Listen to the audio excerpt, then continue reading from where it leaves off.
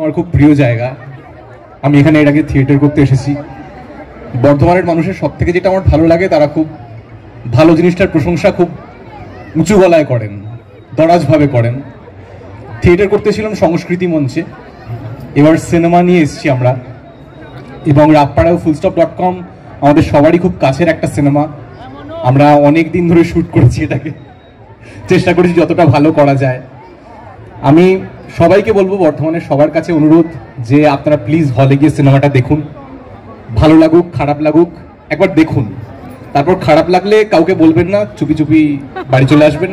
আর ভালো লাগলে অনেককে বলবেন যে সিনেমাটা ভালো লেগেছে।